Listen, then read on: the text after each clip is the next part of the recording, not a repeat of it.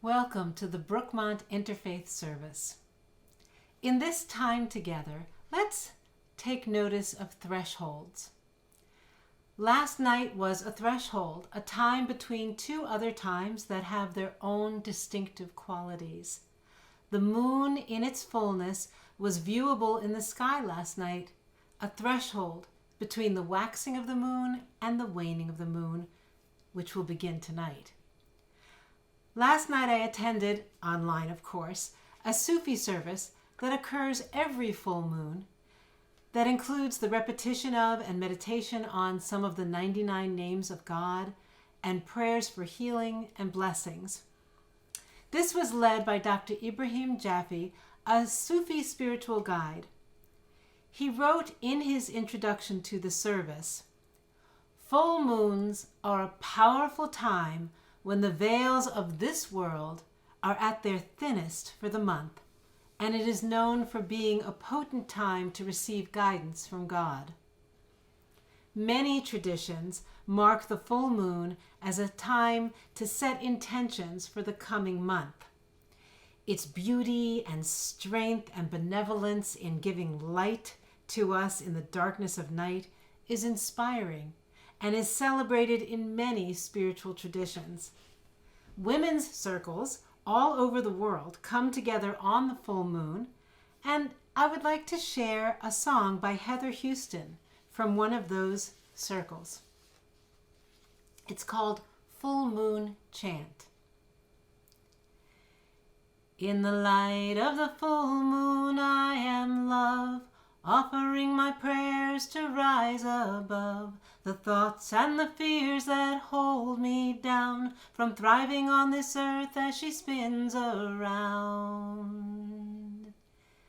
In the light of the moon I am peace, offering my heart to be released from the things that no longer serve my soul, knowing now that I am whole. In the light of the full moon I am love, offering my prayers to rise above the thoughts and the fears that hold me down from thriving on this earth as she spins around. In the light of the full moon I am peace, offering my heart to be released from the things that no longer serve my soul, knowing now that I am whole.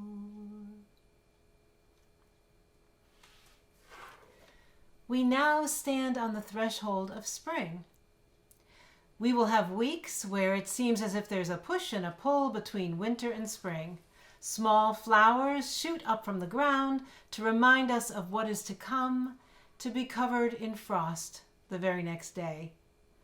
We can turn our attention to this seasonal dance with wonder, or we can be annoyed because the season is not exactly winter or spring, and wish we were somewhere else in some other time, rather this in-between time that is actually its own place in time.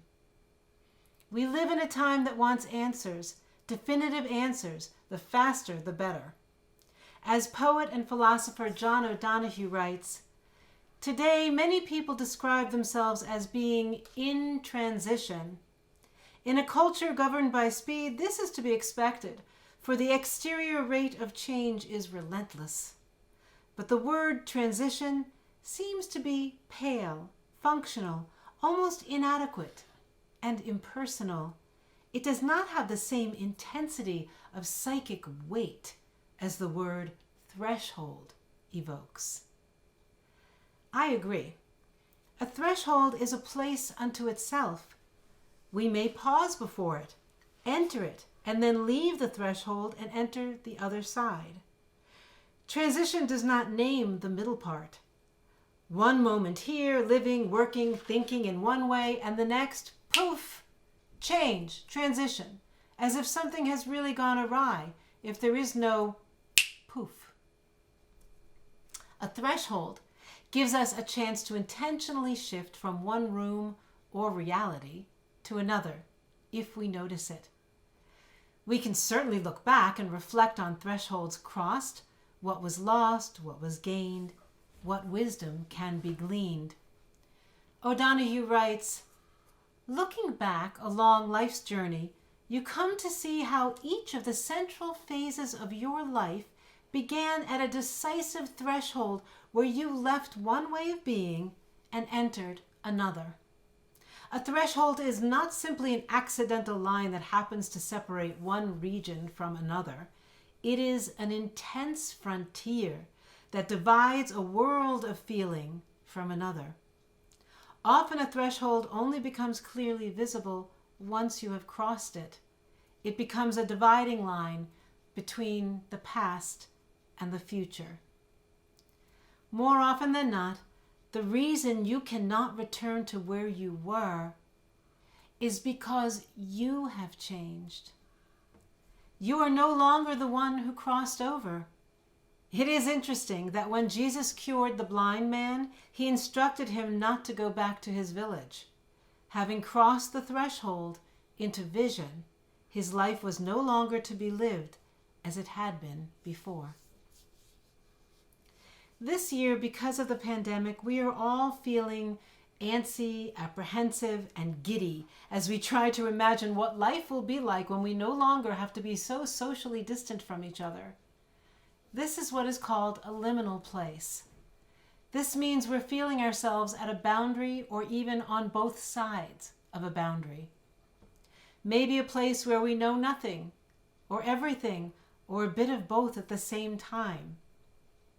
To live this can be a challenge, but a challenge just means wake up and pay attention, which is not a bad thing to do. One time, being in an in-between place that can be almost more than we can bear, is when we're hoping that someone who is ill will become well again, as so many people are doing right at this moment all over the world. And there are many reasons that is so, one being the pandemic. We take this time to bring to mind and heart those in our lives that we wish healing for, those for whom we would, as this prayer will say, we will make ourselves a blessing, if we can, to ease their difficulties. Say their names to yourself. Let me take a moment for this.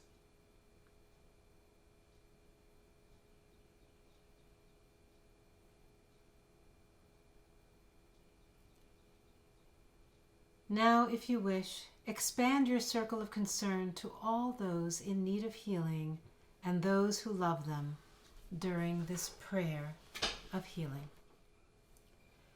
Mishebeirach avotenu mikol habracha.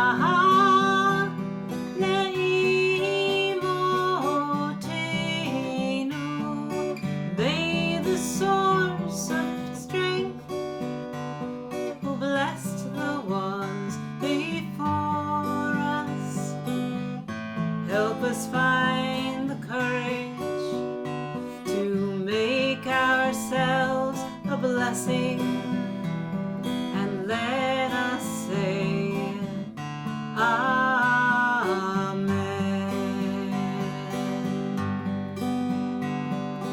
Mishebeirach imotenu mikol habracha lavotenu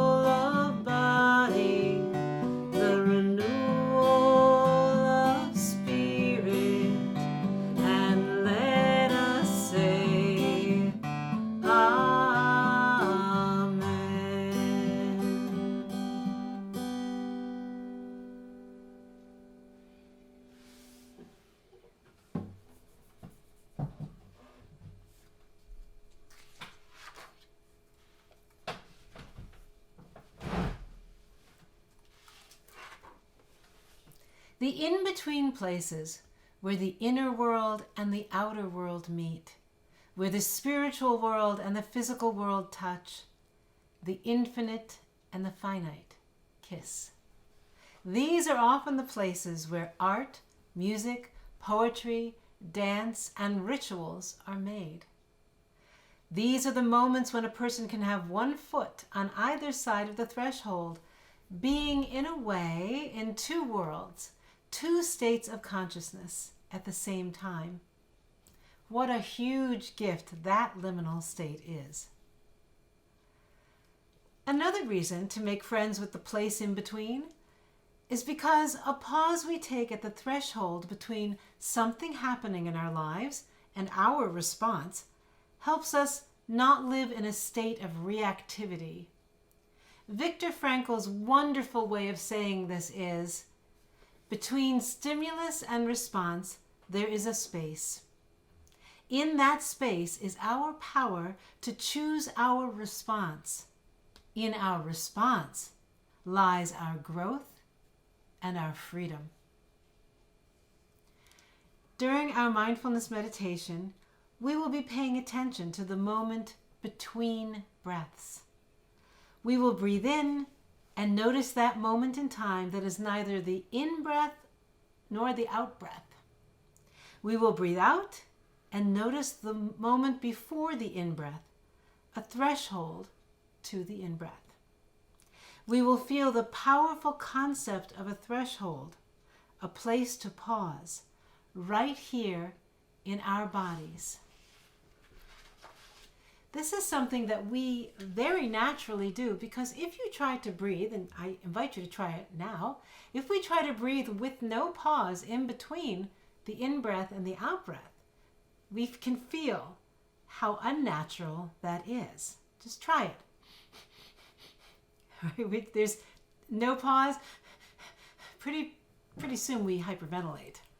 So the pause is necessary and wonderful, and it protects us from hyperventilating.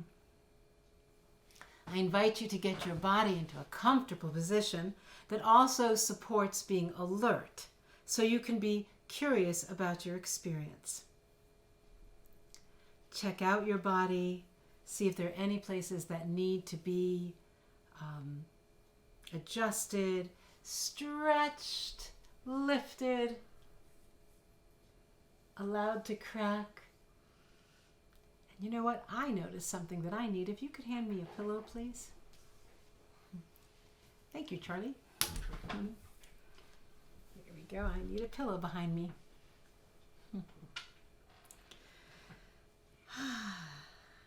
And so, I invite you to breathe and notice where the in-breath ends and your pause, and then where you start.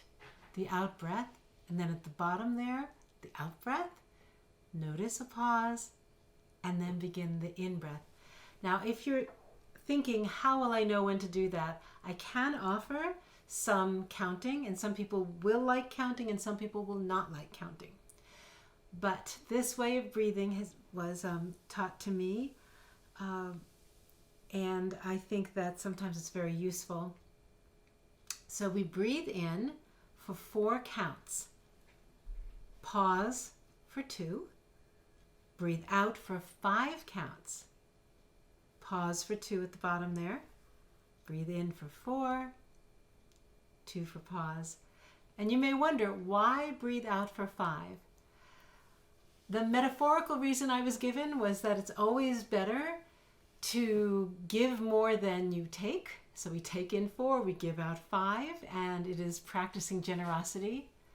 I also find that if you do not breathe out 5, you actually end up getting a little overloaded because you haven't really emptied your lungs. And I don't know why it works out that way, but that is my experience. So we're breathing in 4, 1, 2, 3, 4. Hold for 2, 1, 2. Breathe out 5. 1, 2, 3, 4, 5. Hold right there for 2, 1, 2. and back in again. 1, 2, 3, 4. Hold. 1, 2, and breathing out. 1, 2, 3, 4, 5. Holding for 2. 1, 2. And continuing on that way, or whatever way you are comfortable doing, as long as you're putting that pause in. If you like a longer pause, go right ahead and take a pause between the in-breath and the out-breath. You are never supposed to create stress, though, because that's not the point. We're not practicing holding our breath. All right, so let's do that for a moment.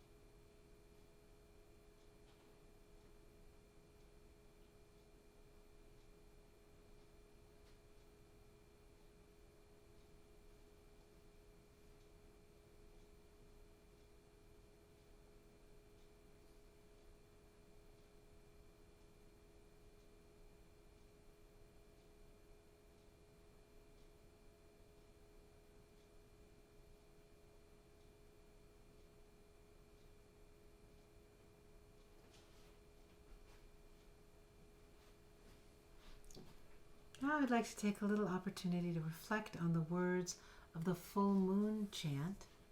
You may continue breathing in the way that we were practicing, or not take so much notice of your breath. You might want to reflect when the chant says, "I'm offering my prayers to rise above the thoughts and the fears that hold me down from thriving on this earth as she spins around." You might want to reflect on what thoughts and fears come to your mind that might hold you back from thriving. And when we come to the part where it says, "I'm offering my heart to be released from the things that no longer serve my soul, knowing now that I am whole." You may want to reflect on wholeness. You may want to think about what no longer serves your soul. In the light of the full moon I am love, offering my prayers to rise above the thoughts and the fears that hold me down from thriving on this earth as she spins around. In the light of the full moon I am peace, offering my heart to be released from the things that no longer serve my soul, knowing now that I am whole.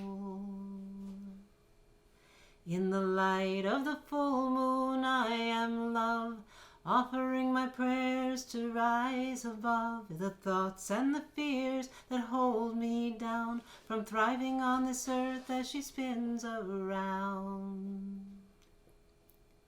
In the light of the full moon I am peace, offering my heart to be released from the things that no longer serve my soul, knowing now that I am whole.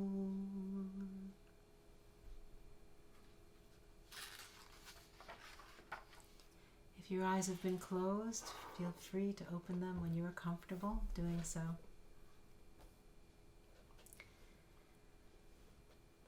Let's consider these words from poet Rainer Maria Rilke, written in his letter to a 19-year-old officer cadet who was an aspiring poet. Rilke writes, "Be patient towards all that is unresolved in your heart." It sounds like the cadet is at a threshold. "And try to love the questions themselves, like locked rooms, like books written in a foreign tongue. Do not now strive to uncover answers. They cannot be given you because you have not been able to live them. And what matters is to live everything. Live the questions for now. Perhaps then you will gradually, without noticing it, live your way into the answer one distant day in the future.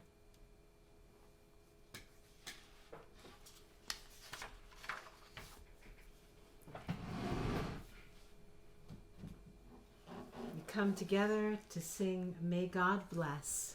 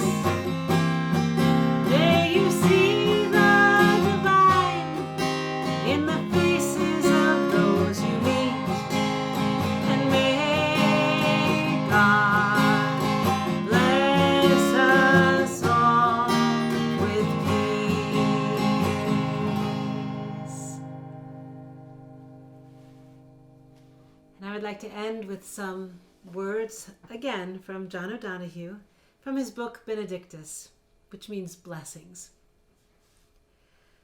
He invites us to look at the etymology of the word threshold. He writes, originally, threshold related to the word thresh, which was the separation of the grain from the husk or straw when oats were flailed. To cross a threshold is to leave behind the husks and arrive at the grain. And so, I wish for you all that the thresholds of your life leave you with the blessings of the grain, although you must find it for yourself.